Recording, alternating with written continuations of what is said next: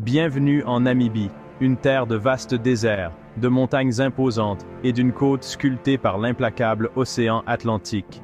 Ici, les échos de cultures ancestrales résonnent à travers le temps, gravés sur les parois rocheuses et murmurés dans les plaines balayées par le vent.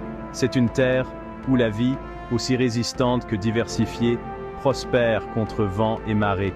Au fil des prochains chapitres, nous allons entreprendre un voyage à travers ce pays extraordinaire, en explorant ses trésors cachés et ses paysages emblématiques.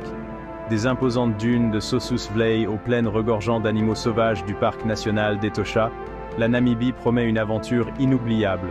Préparez-vous à être captivé par sa beauté austère, son esprit sauvage et les créatures extraordinaires que ce lieu abrite.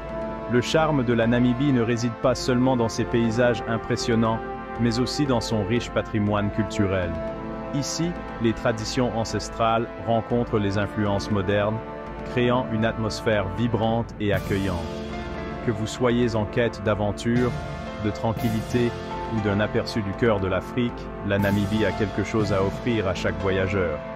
Rejoignez-nous donc pour nous plonger dans les merveilles de cette destination extraordinaire, découvrir ses secrets et célébrer son patrimoine naturel impressionnant. Notre voyage commence dans le désert du Namib, qui abrite l'impressionnant Sossusvlei. Ici, au milieu d'un océan de sable, s'élèvent d'imposantes dunes, telles des géants écarlates. Sculptées pendant des millénaires par le vent et le temps, ces dunes sont parmi les plus hautes du monde. À mesure que le soleil s'élève, il peint les dunes d'un kaléidoscope de couleurs. Le jeu de la lumière et des ombres crée une toile en constante mutation. L'immensité des dunes inspire l'humilité, rabaissant même les plantes du désert les plus résistantes. Dans cet environnement apparemment inhospitalier, prospèrent des créatures, petites et grandes. C'est un lieu d'une beauté austère, où l'on peut véritablement se connecter à l'âme de la Namibie. Des dunes brûlantes de Sossusvlei, nous voyageons vers le nord, jusqu'au parc national d'Etosha, une vaste étendue sauvage débordante de vie. Ce parc emblématique, qui s'étend autour d'un lac asséché scintillant, est un sanctuaire pour une variété impressionnante de créatures. Les éléphants errent par centaines, se fondant parfaitement dans le paysage aride. Les lions, avec leurs crinières majestueuses, guettent leur proie dans les plaines. Les girafes broutent paisiblement les acacias. L'air vibre du chant des oiseaux, depuis les guêpiers d'Europe jusqu'aux cris stridents des flamants roses rassemblés autour des points d'eau. Au cœur d'Etosha se trouve son homonyme, le parc national d'Etosha. Cette vaste étendue scintillante de sel et d'argile s'étend sur des kilomètres, sa surface cuisant sous le soleil africain implacable. Autrefois un lac ancestral, le bassin se transforme maintenant en un miroir étincelant pendant la saison sèche, reflétant le ciel et créant un paysage éthéré et surnaturel. Lorsque la pluie arrive enfin, le bassin subit une transformation spectaculaire. L'eau inonde la terre sèche, attirant des milliers d'oiseaux migrateurs. Des volées de flamants roses descendent sur les eaux peu profondes, leur plumage rose contrastant avec le blanc du sel, créant un spectacle impressionnant de couleurs et de sons. Le bassin grouille de vie, des organismes microscopiques aux volées de pélicans et de cigognes, tous attirés par cette oasis temporaire. Le parc national d'Etosha est un rappel de la nature en constante évolution de ce paysage, un lieu d'extrême où la vie s'adapte et prospère face à l'adversité. C'est un lieu d'une beauté austère, de silence et de solitude, où l'on peut réellement apprécier la force brute et la résilience du monde naturel. Depuis les imposantes dunes de Sossusvlei, nous voyageons maintenant vers un paysage sculpté par le temps et les forces implacables de la nature. C'est le canyon de la rivière Fish, un abîme si vaste qu'il éclipse tous les autres canyons d'Afrique, s'élevant comme le deuxième plus grand canyon de notre planète. S'étendant sur plus de 160 km de long et atteignant des profondeurs de plus de 550 mètres, l'ampleur du canyon de la rivière Fish est véritablement impressionnante. L'existence du canyon témoigne du pouvoir érosif de l'eau, une force qui a lentement sculpté cette cicatrice monumentale à la surface de la Terre pendant des millions d'années. Le fond du canyon est un monde en soi, un lieu d'une beauté aride où la rivière Fish serpente à travers une étroite bande de végétation. Ici, des plantes résistantes s'accrochent à la vie. tirant leur subsistance de l'eau précieuse qui les soutient. Et au milieu de ce paysage désolé, la vie trouve un chemin, avec des créatures, grandes et petites, adaptées pour survivre dans cet environnement difficile.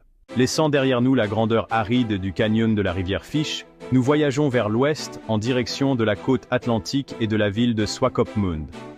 Ici, l'impitoyable désert du Namib rencontre les eaux glaciales de l'océan Atlantique, créant un paysage de contraste saisissant et d'une beauté inattendue.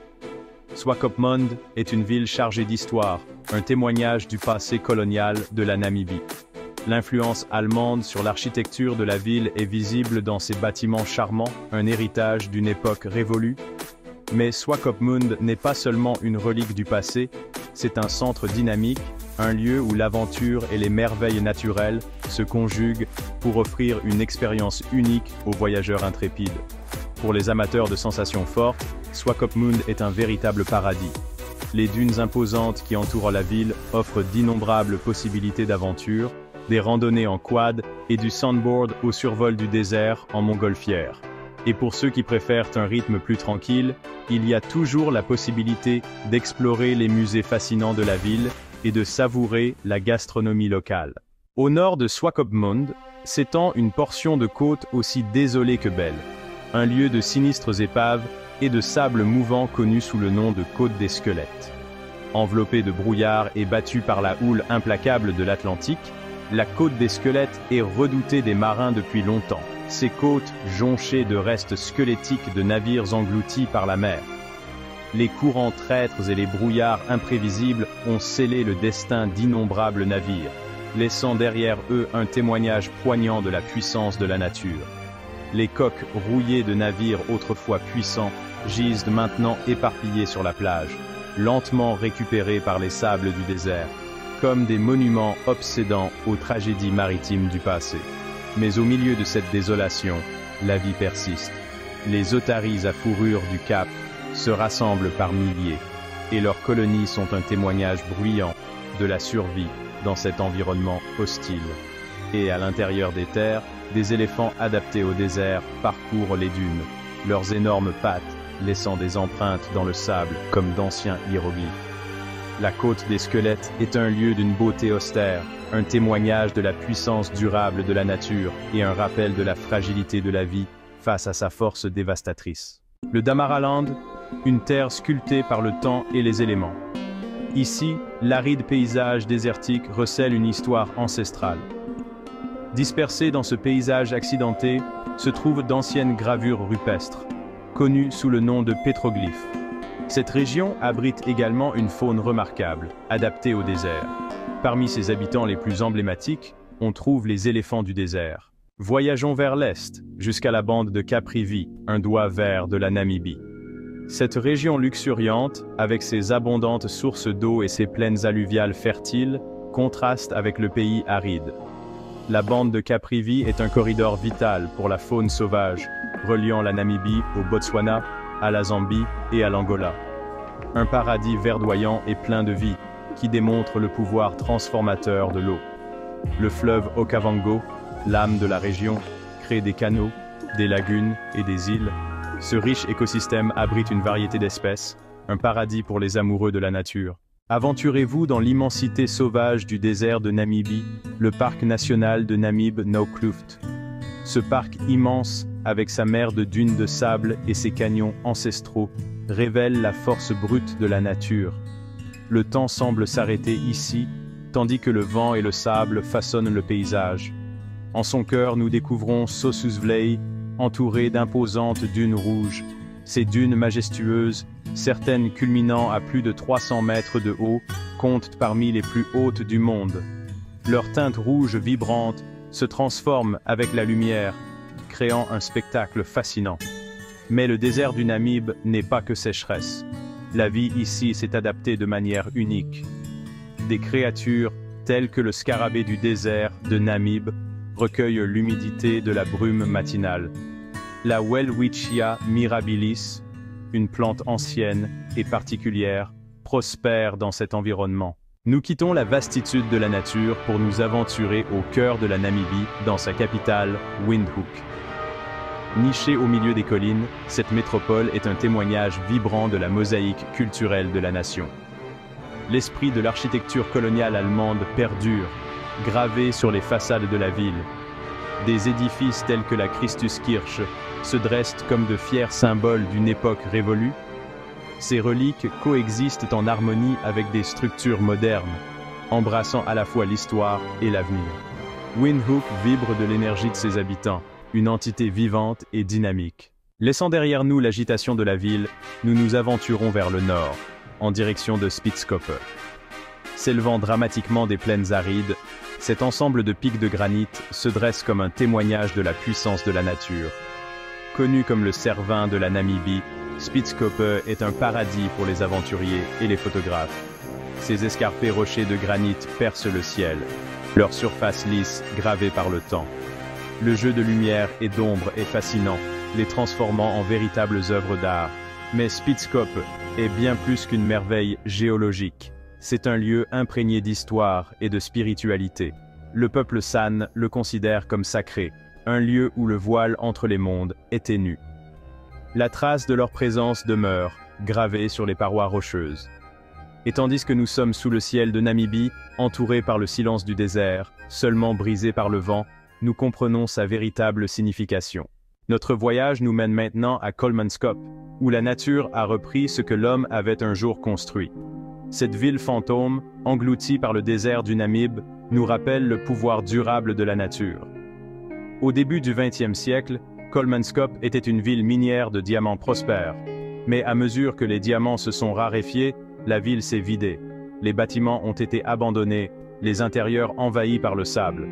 Aujourd'hui, Kolmanskop est un témoignage poignant de la puissance de la nature. Le sable s'infiltre par les portes, remplissant des pièces autrefois grandioses. Le vent siffle à travers les vitres brisées, un rappel brutal de la nature éphémère des efforts humains. Notre voyage à travers les trésors de la Namibie nous mène à Tweefelfontein, un site d'une importance extraordinaire. Ici se trouve l'une des plus grandes concentrations de gravures rupestres anciennes d'Afrique. Ces pétroglyphes représentent des animaux et des motifs abstraits. Ils nous offrent un aperçu unique de la vie et des croyances des premiers habitants. Tweefelfontein a été classé au patrimoine mondial de l'UNESCO en 2007. Notre voyage nous mène maintenant au parc national du plateau de Waterberg, un plateau de grès qui domine la savane environnante. Cette imposante forteresse naturelle abrite une diversité de vie remarquable. Le parc est un refuge pour les espèces menacées, dont beaucoup ont été réintroduites pour les protéger. Parmi ses résidents les plus emblématiques, on trouve le rhinocéros noir et le vautour du Cap.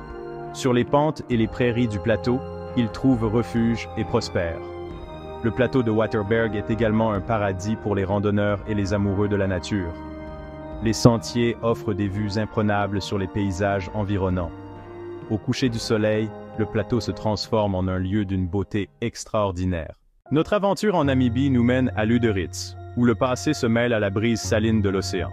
Lüderitz, avec ses bâtiments colorés et ses criques rocheuses, est une ville d'une beauté austère. Fondée en 1883, Lüderitz affiche son passé colonial à travers son architecture allemande. La ruée vers le diamant a transformé Lüderitz d'un village de pêcheurs en un centre animé. De grands bâtiments comme la Gurkhaus et la Felsenkirche se dressent comme des témoignages de cette époque. Aujourd'hui, Lüderitz prospère grâce à la pêche et au tourisme. Les visiteurs peuvent explorer des villes minières abandonnées le long de la côte. Ces villes fantômes, autrefois pleines de vie, sont maintenant figées dans le temps. Kolmanskop est un rappel troublant de la nature éphémère des entreprises humaines. Lüderitz est un lieu d'une beauté brute et aux paysages évocateurs. Peu d'endroits sur Terre restent aussi préservés du monde moderne que le Kaokoland. Située à l'extrême nord de la Namibie, cette région reculée est une terre d'une beauté sauvage, où des montagnes imposantes et des plaines arides composent un paysage aussi grandiose qu'impitoyable. Les conditions extrêmes du Kaokoland ont façonné non seulement la terre, mais aussi son peuple. Ici, les Himbas, bergers semi-nomades, parcourent ces terres depuis des siècles, et leurs vies sont intimement liées au rythme de la nature. Leurs traditions et leur mode de vie offrent un aperçu d'une époque presque oubliée, un témoignage de la résilience et de la capacité d'adaptation de l'être humain. S'aventurer au Kaokoland, c'est remonter le temps, c'est être témoin d'un mode de vie resté pratiquement inchangé depuis des générations. C'est une terre où les traditions ancestrales perdurent, où l'esprit humain reste profondément lié au monde naturel. Un voyage dans ce coin reculé de la Namibie est un voyage au cœur de l'âme de l'Afrique. Sur la côte namibienne, là où l'océan Atlantique rencontre le désert du Namib, se trouve Walvis Bay, une ville côtière dynamique et pleine de vie. Ce centre animé est un paradis pour une incroyable variété d'oiseaux. Au cœur de Walvis Bay se trouve son attraction la plus emblématique, le lagon. Cette baie peu profonde offre un lieu d'alimentation abondant à d'innombrables oiseaux. Des flamants roses aux pélicans, le lagon est une symphonie d'activités aviaires. Au cœur du désert du Namib, s'étendant à perte de vue, se trouve la réserve naturelle de Namibrand, un vaste et impressionnant témoignage du pouvoir de la conservation. Autrefois une ferme surexploitée, cette réserve privée a connu une transformation remarquable, devenant un sanctuaire pour la faune adaptée au désert, et un brillant exemple de gestion écologique durable. L'histoire à succès de Namibrand réside dans son approche holistique de la conservation. En gérant soigneusement les schémas de pâturage et en restaurant les habitats naturels, la réserve a été témoin d'une renaissance de la faune sauvage, avec des populations d'oryx, de springboks et de zèbres qui prospèrent désormais parmi les dunes. Mais Namibrand est bien plus qu'un simple refuge pour la faune sauvage, c'est aussi un lieu d'une beauté saisissante, d'imposantes dunes de sable sculptées par le vent en des formes en constante évolution, s'étendent jusqu'à l'horizon, leur teinte chaude changeant avec la lumière du jour. Alors que le soleil se couche sur Namibrand, projetant de longues ombres sur les dunes, on ne peut s'empêcher de ressentir un sentiment d'émerveillement devant la résilience de la nature et le pouvoir du dévouement humain à protéger ces écosystèmes fragiles pour les générations futures. En voyageant vers le nord, nous atteignons un endroit où les plaines arides de la Namibie laissent place à un spectacle de la nature d'une autre nature. Ici, le fleuve Kunene, véritable bouée de sauvetage prenant sa source dans les hautes terres angolaises, effectue une descente spectaculaire, dévalant en cascade une série de chutes d'eau connues sous le nom de chutes d'Epupa. Les chutes d'eau, s'élevant à plus de 18 mètres de haut, offrent un spectacle fascinant. Le rugissement de l'eau qui se fracasse sur les rochers crée une symphonie sonore qui résonne dans tout le paysage environnant. Cette oasis au milieu des terres arides attire une faune diversifiée en quête de répit face à la rudesse du climat. Les chutes d'Epupa ne sont pas simplement une merveille géographique, elles sont intrinsèquement liées à la vie du peuple Himba. Pendant des générations, ces pasteurs semi-nomades ont élu domicile dans cette région et leurs vies sont étroitement liées au rythme des chutes d'eau. Leur présence ajoute une richesse culturelle au paysage, un témoignage de la relation durable entre l'humanité et le monde naturel. Dominant l'horizon du désert du Namib, se dresse le massif du Brandberg, un colosse de granit qui détient le titre de plus haut sommet de Namibie. Son nom, qui signifie « montagne de feu » en afrikaans, décrit parfaitement les teintes incandescentes qui enveloppent la montagne au coucher du soleil, créant un spectacle qui captive l'imagination. Mais le Brandberg est bien plus qu'une merveille géologique. Caché parmi ses nombreuses grottes et abris rocheux, se trouve un trésor d'art rupestre ancestral, un héritage laissé par le peuple San qui a parcouru ces terres pendant des millénaires. Les peintures, dont certaines datent de plusieurs milliers d'années, offrent un aperçu de la vie et des croyances de ses premiers habitants, leurs histoires gravées dans la structure même de la montagne.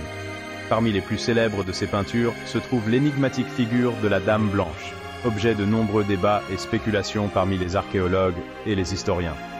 Qu'elle représente une figure chamanique ou une représentation d'une époque révolue, sa présence nous rappelle les mystères qui entourent encore cette terre ancestrale.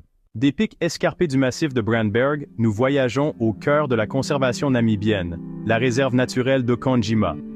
Ici, au milieu des plaines parsemées d'acacias, une équipe dévouée travaille sans relâche pour protéger et réhabiliter certains des prédateurs les plus emblématiques et vulnérables d'Afrique. Okanjima abrite la Fondation Africat, une organisation à but non lucratif dédiée à la conservation des guépards et autres carnivores menacés d'extinction. Le travail de la Fondation se concentre sur le sauvetage et la réhabilitation des animaux orphelins et blessés, dans le but ultime de les relâcher dans la nature lorsque cela est possible. Les visiteurs de Konjima ont la chance unique d'observer de près ces créatures magnifiques, en apprenant sur leur comportement et les défis auxquels ils sont confrontés dans la nature. À travers des programmes éducatifs et un tourisme responsable, la Fondation vise à promouvoir une meilleure compréhension et appréciation de ces prédateurs supérieurs, assurant ainsi leur survie pour les générations futures. Et maintenant, nous voyageons au cœur de la Namibie, vers un lieu où les forces de l'érosion ont sculpté un chef-d'œuvre au fil des millénaires. Voici le canyon de Sesriem, une gorge étroite creusée par la rivière Tsochab, un témoignage de la puissance implacable de la nature. Les parois du canyon, qui s'élèvent jusqu'à 30 mètres de haut par endroits, sont une tapisserie d'anciennes couches sédimentaires, chacune étant une chronique d'un passé lointain. Ces couches, composées de grès et de conglomérats, révèlent une histoire qui s'étend sur des millions d'années. Une époque où ce paysage aride était autrefois un vaste système fluvial. Alors que nous nous aventurons dans les profondeurs fraîches du canyon, l'air devient dense avec l'odeur de l'humidité, un contraste saisissant avec les plaines arides au-dessus. Ici, dans cette oasis protégée, la vie trouve un point d'ancrage, avec des oiseaux qui nichent dans les crevasses et de petits mammifères qui cherchent à s'abriter du soleil brûlant. Le canyon de Sesriem, un sanctuaire de vie et un témoignage de la puissance durable des forces géologiques. Notre voyage nous mène maintenant au désert du Kalahari, une terre d'horizons infinis et de ciels immenses. Cette vaste étendue de sable et de broussailles est un royaume à la beauté austère. Sous le soleil brûlant, la vie persiste. Les San, anciens chasseurs-cueilleurs, parcourent ces terres depuis des millénaires. Les dunes de sable rouge, emblématiques du Kalahari, sont sculptées par le vent. Alors que le soleil se couche à l'horizon, le Kalahari s'anime. Notre voyage en Namibie touche à sa fin. Des majestueuses dunes de Sossusvlei à la beauté désolée de la côte des squelettes, nous avons été témoins de l'incroyable diversité de ce pays extraordinaire. Nous avons rencontré des créatures, petites et grandes, toutes adaptées pour prospérer dans les environnements à la fois difficiles et captivants de la Namibie. Nous avons exploré des cultures ancestrales, dont les traditions sont étroitement liées à la terre, et nous nous sommes émerveillés devant la grandeur et la splendeur des merveilles naturelles de la Namibie. Merci de m'avoir accompagné dans cette aventure. N'oubliez pas de liker, commenter et vous abonner pour plus de guides de voyage et de conseils. À bientôt, bon voyage et au revoir.